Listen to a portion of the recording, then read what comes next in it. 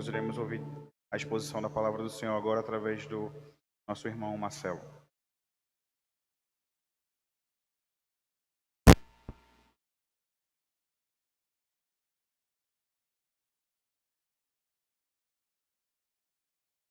Graças e paz da parte de Deus, nosso Senhor Jesus Cristo.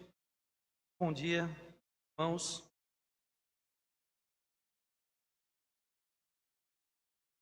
Vamos dizer que é sempre um prazer muito grande pregar a palavra, ministrar a palavra de Deus na casa do Senhor.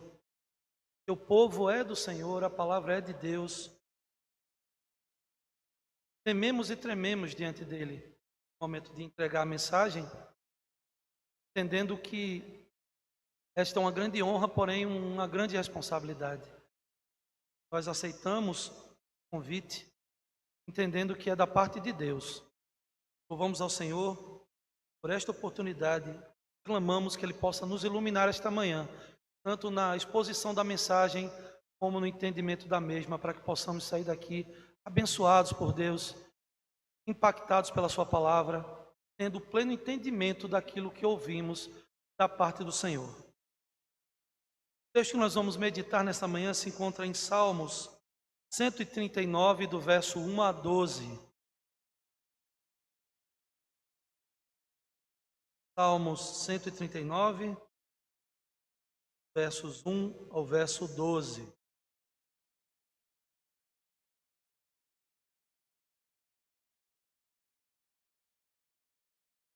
Se nos diz a bendita palavra de Deus: Senhor, tu me sondas e me conheces. Sabe quando me sento e quando me levanto. De longe, conheces os meus pensamentos, conheces todos os meus caminhos. A palavra ainda nem chegou à minha língua, e tu, Senhor, já a conheces toda. Tu me cercas de todos os lados, pões a tua mão sobre mim. Tal conhecimento é maravilhoso demais para mim, é tão elevado que não posso atingir. Para onde me ausentarei do teu espírito? Para onde fugirei da tua face? Subo aos céus, lá estás. Se faço a minha cama no mais profundo abismo, lá estás também. Se tomo as asas da alvorada e me detenho nos confins dos mares, ainda lá a tua mão me guiará. Tua mão direita me susterá.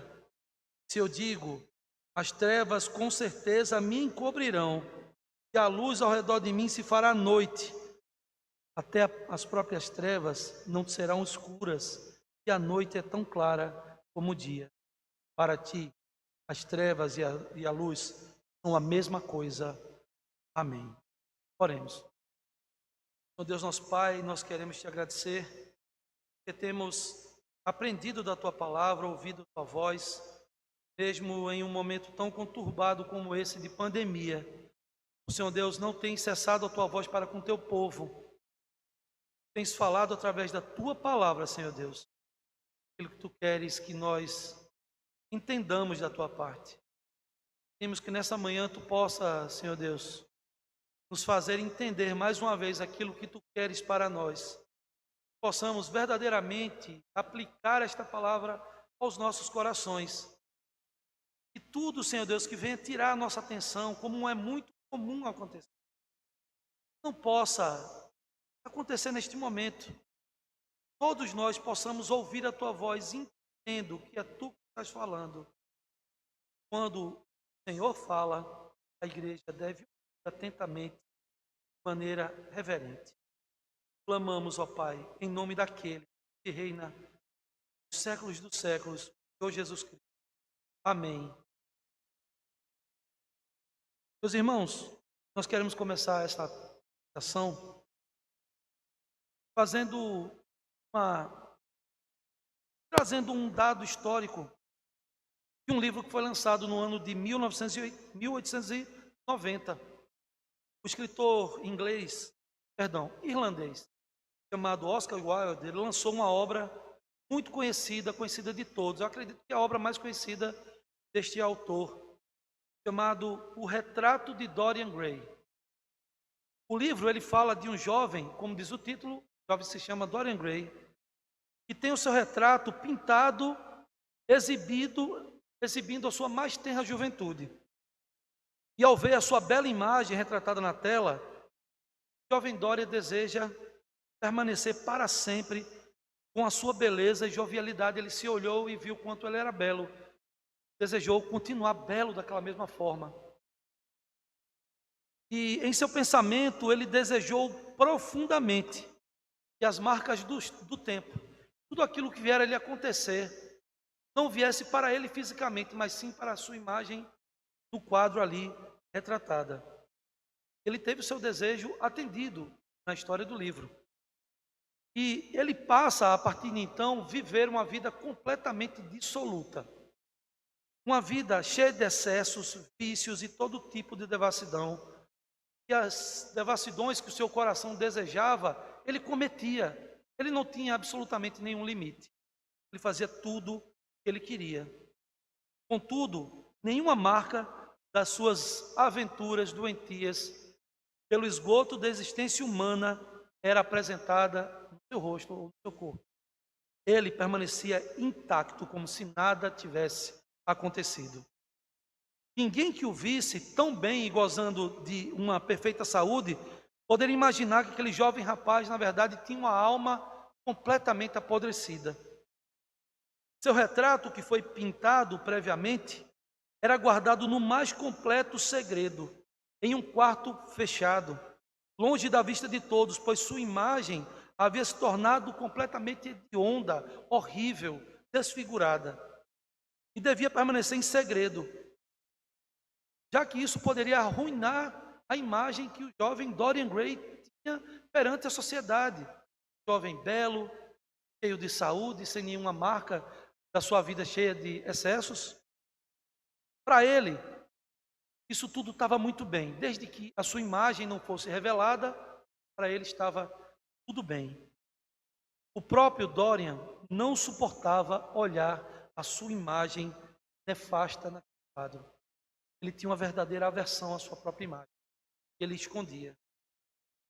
Todavia, ele não se importava de piorar a sua imagem, dia após dia. Ele fazia tudo o que via à sua cabeça. Ele fazia completamente o que seu coração enganoso e caído pedia. Mas ele guardava essa imagem trancafiada. Eu queria que os irmãos guardassem essa ilustração, porque nós vamos retornar a ela no momento oportuno. Nós estamos aqui diante de um dos mais belos salmos do Saltério, o Salmo 189. Salmo 189. Ele revela a forma com que o salmista reflete acerca de quem é Deus. Este salmo é uma oração pessoal em forma de poesia, na qual o salmista medita nos atributos de Deus. Ele faz uma preciosa exposição que contrasta a grandiosidade do Senhor com a insignificância do homem. O Salmo 139 é chamado de a coroa dos salmos. É um dos mais amados de todos os salmos escritos por Davi, pois é uma linda oração de louvor, mas também nos traz uma preciosa lição. Não apenas louvar a Deus pelas bênçãos que recebemos dele, mas também louvar a Deus por quem ele é. Essa é a primeira lição que nós tiramos desse salmo. E no trecho que nós escolhemos aqui, de 1 a 12, o Salmo 139, nós vemos que Davi trata dos atributos incomunicáveis de Deus, a sua onisciência, no verso que vai de 1 a 6, sua onipresença, o verso de 7 a 12. Contudo, o Salmo prossegue em falar dos atributos de Deus e fala também da sua onipotência, que vai aí do verso 13 a 18. Na parte final, nós percebemos a intenção do salmista de falar sobre a santidade de Deus, o resultado prático que essa experiência trouxe para ele. Como a santidade de Deus, esse atributo moral de Deus, a experiência positiva que ela ocasiona na vida de Davi. Nós queremos trazer, em primeiro lugar, uma verdade irrefutável a respeito da pessoa do Senhor Deus, que é a que não podemos esconder a nossa vida do Deus onisciente. Nós percebemos aqui no verso 1, nós vamos ler: Senhor, tu me sondas e me conheces. O verbo sondar é a palavra hebraica, significa cavar, explorar.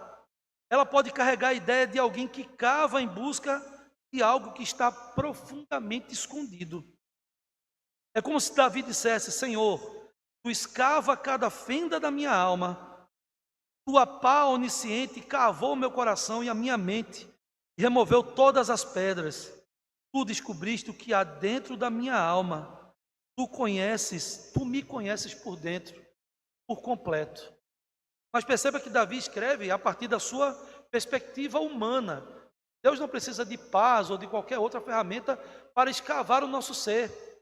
Mas Davi utiliza um termo que deixa muito claro o que Deus faz conosco.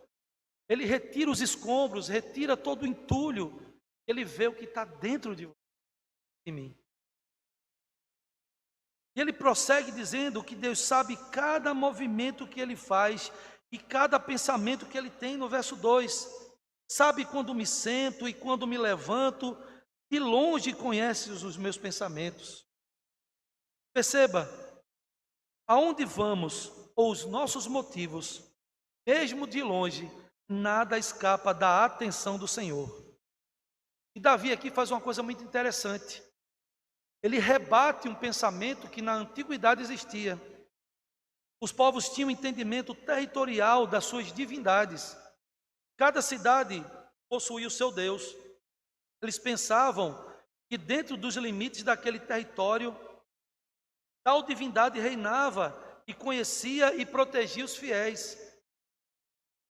Observe que no Salmo 139, o salmista rompe e desconsidera totalmente esse conceito pobre e falido. Ele apresenta um Deus que não está preso a limites territoriais. Esse Deus não conhece apenas aquilo que está dentro das fronteiras de um determinado reino. O salmista fala de um Deus que está longe, mesmo de longe, percebendo o pensamento de cada homem. E ele reforça isso no verso 3. Observas o meu andar e o meu deitar, e conhece todos os meus caminhos. Percebemos um paralelo aqui muito interessante entre andar e deitar, ou seja, a todo momento. E aponta que Deus está presente no nosso cotidiano, sabendo inclusive por onde andas. Contudo, o Senhor, conhecer os nossos caminhos é muito mais que saber nosso trajeto diário. É saber o nosso procedimento como servos. Para o Senhor, que Ele conhece de fato, quando me levanto pela manhã, tomo meu café, pego minha condução, seja carro, moto, ônibus, o que quer que seja, Ele conhece o nosso procedimento. Porém, é muito mais importante e é muito mais interessante que você pense da seguinte forma: que Deus não apenas conhece o seu trajeto geograficamente posicionado em um mapa, Ele conhece o que você faz nesse trajeto.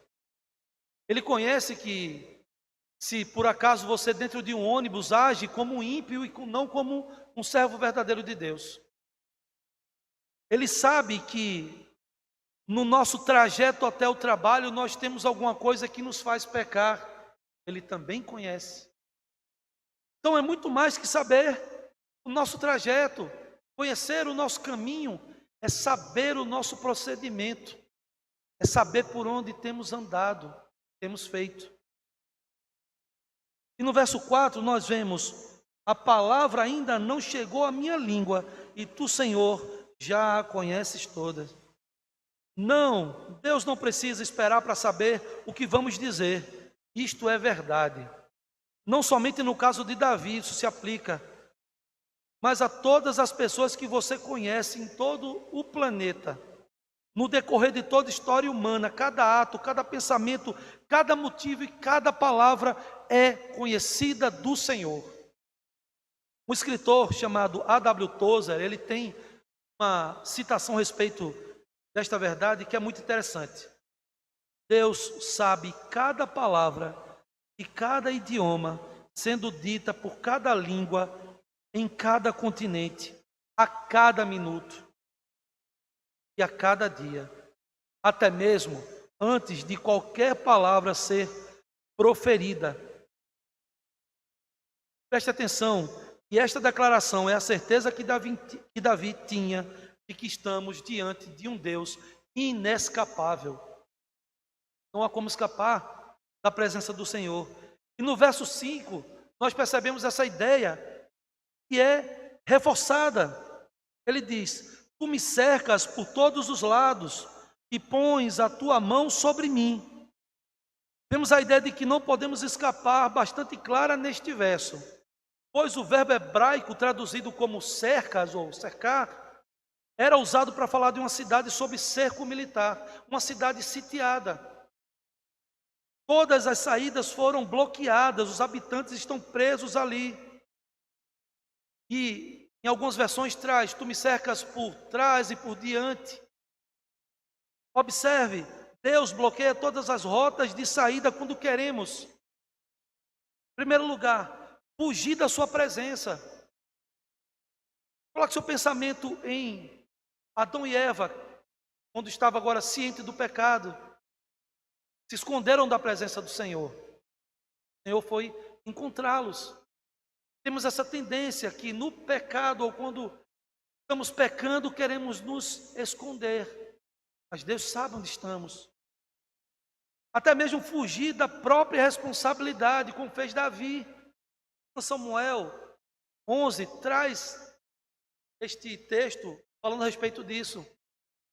Davi adulterou, estava completamente ciente do seu pecado e queria colocar Urias na frente de batalha para que ele pudesse morrer, porque ele não estava querendo lidar com a sua responsabilidade, ele queria fugir da sua responsabilidade, mas Deus teve com ele através do seu servo, disse todas as verdades que Davi, este mesmo, escreveu este salmo, todas as verdades que Davi necessitava ouvir. Ele não teve como fugir da presença do Senhor, dessa responsabilidade. Ao concluir os 6 primeiros versos deste salmo, que tratam com muita beleza poética deste atributo de Deus, a onisciência, Davi se detém para contemplar a grandeza do Senhor e a sua pequenez diante dele. Ele diz: tal conhecimento é maravilhoso demais para mim, é tão elevado que não posso atingir. Ele começa a pensar a respeito do poder de Deus, de como Deus está em todo lugar, todo momento, e que ele não pode fugir da presença de Deus. Ele se maravilha. Tal conhecimento para mim é maravilhoso. Ele se coloca no seu lugar e eu não posso alcançar esse conhecimento. Ou seja, não consigo compreendê-lo e ele está muito além do meu entendimento. Por isso Davi acha a onisciência de Deus algo maravilhoso, digno de ser louvado. E tem esse atributo como um refúgio e não como uma ameaça, como muitas vezes nós fazemos. A segunda verdade irrefutável a respeito de Deus tratada neste salmo belíssimo é que não podemos esconder a nossa vida do Deus onipresente. No verso 7 nós lemos: para onde me ausentarei do teu espírito, para onde fugirei da tua face? Nesse ponto, Davi muda o foco da sua atenção, ele troca aí a onisciência como foco do que ele está falando para a onipresença de Deus. Ele conjectura consigo mesmo onde poderia se esconder de Deus. Todavia, não com a intenção de fugir dele, mas sim como uma forma de pergunta retórica, onde as respostas apresentam contrastes interessantes. Davi sabia a resposta dessa pergunta: para onde me ausentarei do teu espírito, para onde fugirei? Mas a resposta que ele mesmo dá traz aí contrastes muito interessantes. Se subo aos céus, lá estás. Se faço a minha cama no mais profundo abismo, lá estás também.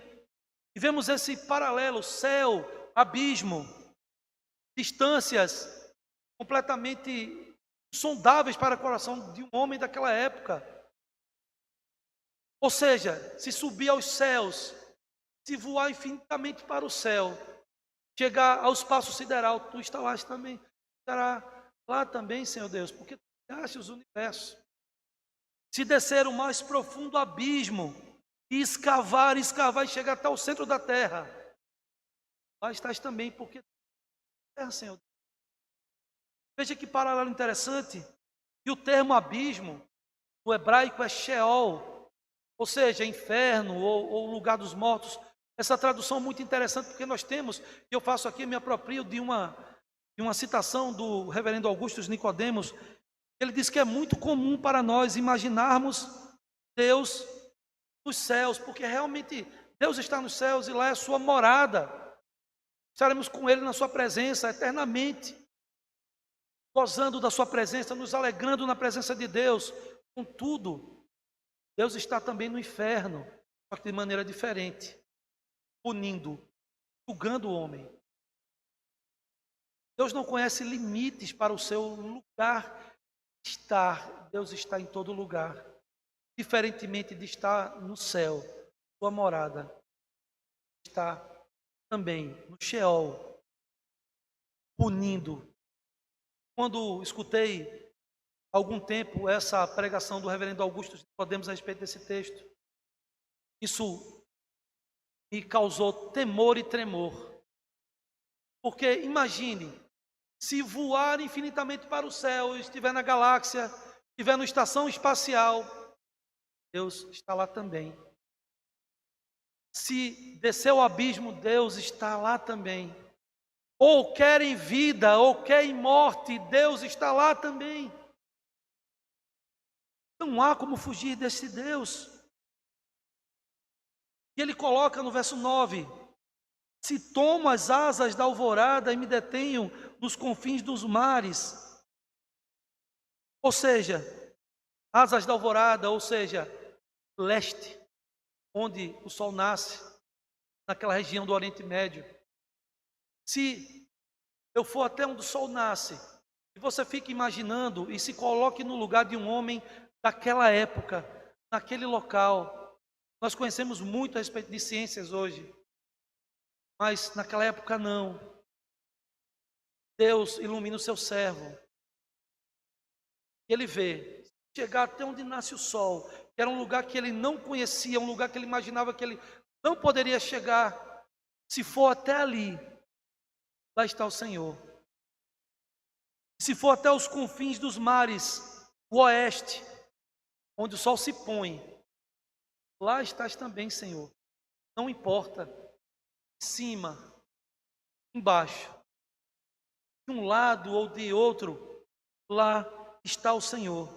Se voar, se eu, caso possa voar infinitamente, até o nascer do sol, encontraria a presença do Senhor.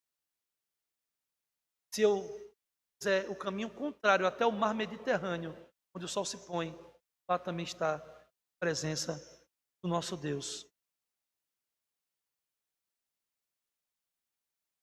Nós vemos no verso 10: ainda lá a tua mão me guiará.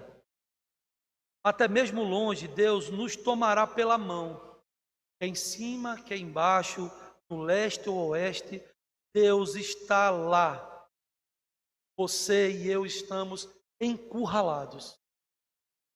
Mas para o descrente, essa é uma notícia terrível. Deus me encurralou, não tenho para onde ir.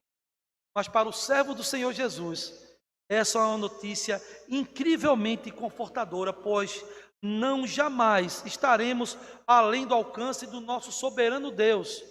Ele está a todo momento conosco.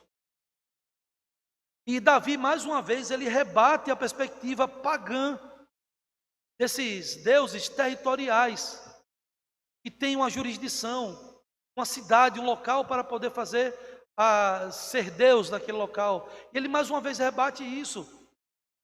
Mesmo longe, ou ainda lá, a sua autoridade não estava definida e determinada uma área de atuação. E perceba que o salmista ele usa o advérbio ainda para demonstrar essa certeza de que não importava a distância ou circunstância, Deus estava em todo lugar. Porque ele pensa no mais alto que ele pode imaginar, no mais profundo que ele pode imaginar, no mais distante para um lado que ele pode imaginar, no mais distante para trás dele que ele pode imaginar. E ele diz, mesmo assim, ainda lá estará a tua mão. Meus irmãos, nós temos aqui uma terceira verdade irrefutável da pessoa do Senhor nosso Deus. Não podemos esconder os nossos pecados do Deus soberano. No verso 11 nós lemos, se digo, as trevas com certeza me encobrirão, e a luz ao meu redor se fará noite. É interessante que o ser humano possui dentro de si uma ideia de que o que acontece no oculto ou na escuridão é aceitável, e que ele não precisa responder porque ele faz. As trevas, no caso do salmista Davi, não é necessariamente a falta de luz física, mas sim a falta do caráter de Deus. Apesar de usarmos a escuridão para nos sentirmos mais seguros para cometer os nossos pecados, hoje temos mais formas de supostamente nos escondermos na escuridão, nas trevas, para cometer os nossos pecados. No caso da internet, temos perfis fakes. Eu quero criar um perfil fake porque eu quero ver tudo aquilo que eu gostaria de ver na internet. Para não escandalizar, eu crio um perfil fake, invento um nome, coloco um avatar diferente. Nós temos as guias anônimas, anônima talvez para você. Nós abrimos aquelas guias anônimas lá no Google, e ela propositalmente, interessante que ela é escura, ela parece uma noite. Você abre uma guia anônima, aparece um iconezinho de alguém mascarado, e ela é uma tela escura. Na guia anônima, você se faz. Vai lá e vê tudo que você quer ver, as páginas mais podres da internet, achando que você não está sendo visto. Você está dizendo, as trevas com certeza me encobrirão, e a luz aqui ao meu redor se fará noite. Nós temos as pastas protegidas nos computadores, só abre com senha, porque lá tem coisa que ninguém aqui da minha família pode ver. Terrível. Você engana a você mesmo. Apenas você está sendo enganado. Mas nós temos outras maneiras de talvez pensar que estamos incógnitos perante a sociedade. Pegamos um carro ou um ônibus e vamos para um lugar distante porque eu quero curtir. Vou para um lugar distante, ninguém aqui me conhece, vou para outro estado, estou aqui, estou bem. As trevas, desconhecimento das pessoas me encobriram, estou incógnito aqui. Ou falando com alguém que não sabe que você é crente. Como muitas vezes, eu digo isso muitas vezes para os jovens, são crentes do serviço secreto nas faculdades, nas escolas, porque ninguém sabe que ele é crente lá.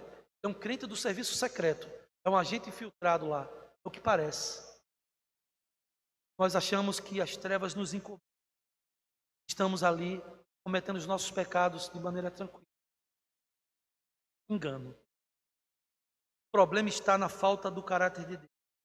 Conforme nós lemos em João 3,19, os homens amaram mais as trevas que a luz, porque as suas obras eram más. Jamais alguém poderia esconder nas trevas daquele que no princípio disse, haja luz. Jamais eu poderia me esconder na escuridão de alguém que disse, eu formo a luz e crio as trevas.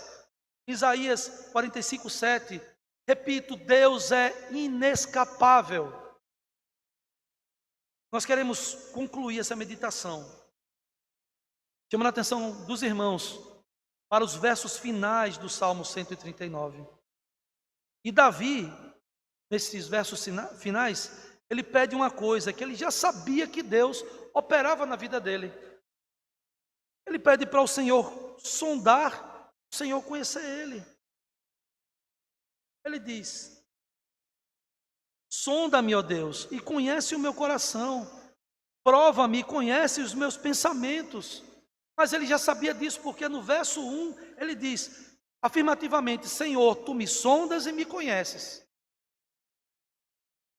Este salmo, ele também trata de Davi com relação aos seus inimigos. Ele estava muito triste, estava amargurado, ele pleiteia diante de Deus o favor do Senhor. E ele pede para que o Senhor o compare com aqueles que estavam, como ele diz, se levantando insidiosamente contra o Senhor. E todo esse amargor dessa perseguição que ele fala que mentiram a respeito dele, ele pede: Senhor, que sondas e me conheces? Porque ele, de alguma forma, está mostrando que ele é um servo, tem lutado contra a impiedade. Mas ele não faz isso de uma maneira soberba, como nós vemos no texto que já foi pregado aqui, o fariseu e o publicano. Ele não bate em seu peito e diz: vê se há em mim algum mal. Faz isso com a certeza de que havia sim, que ele era pecador. E ele diz: vê se há em mim algum caminho mau e guia-me pelo caminho correto. Davi sabia da necessidade que ele tinha da graça do Senhor para lutar contra os seus inimigos. Davi sabia que havia alguns males nele. Ele conhecia quanto ele era pecador. Ele pede para que Deus guie. Vê se há em mim algum caminho mau. Mas ele tem a certeza que ele precisa. E guia-me pelo caminho eterno. Meus irmãos, eu quero chamar a sua atenção para a ilustração que nós fizemos no começo da meditação. Um jovem chamado Dorian Gray, do livro de Oscar Wilde, Retrato de Dorian Gray. Imagine que nós temos um retrato nosso pintado, que nós apresentamos para a sociedade. Este aqui sou eu, santo, ilibado, não faço nada, vou para a igreja, sou um bom cidadão, mas você tem dentro do seu coração um quarto fechado com uma pintura sua, completamente desfigurada pelo pecado. Dia após dia você tem acrescentado uma cicatriz a essa tua imagem, só que você guarda ela no seu coração, você não mostra para ninguém, você guarda ela completamente. Porque você não admite que alguém imagine que você entra numa página de conteúdo pornográfico na internet. Você não admite que alguém possa pensar de você que você é um mau funcionário na empresa, que você é um mau cidadão, que você é uma má pessoa. Você não quer mostrar para ninguém o seu retrato verdadeiro. Mas imagine que este retrato seu está exposto diante de Deus. Coloque no título desse livro: o retrato de seu nome. Imagine como ele tem sido apresentado para Deus, porque aqui para a sociedade, aqui na igreja, ou para as pessoas ao nosso redor, nós somos uma pessoa. Quem é você? Quem sou eu quando estamos sozinhos? Quem é você? Quem sou eu quando ninguém está olhando? Este retrato, desfigurado pelo pecado, de uma imagem hedionda, está diante da face do Senhor.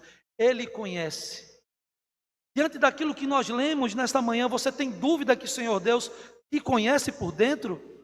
Você realmente acha que você pode esconder de Deus aquilo que você tem feito?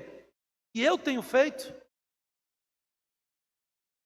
Nós estamos com a nossa figura exposta, completamente desnudada diante do Senhor. E aqui cabe uma pergunta para nós: faremos com essa imagem? Nós continuaremos guardando-a? Porque alguém pregou sobre isso, eu vou guardar mais ainda. Se eu uso um cadeado, vou usar 2. Vou me precaver mais, para ninguém descobrir o que eu estou fazendo. Ou você vai destruir completamente essa imagem deturpada que você tem dentro de você mesmo.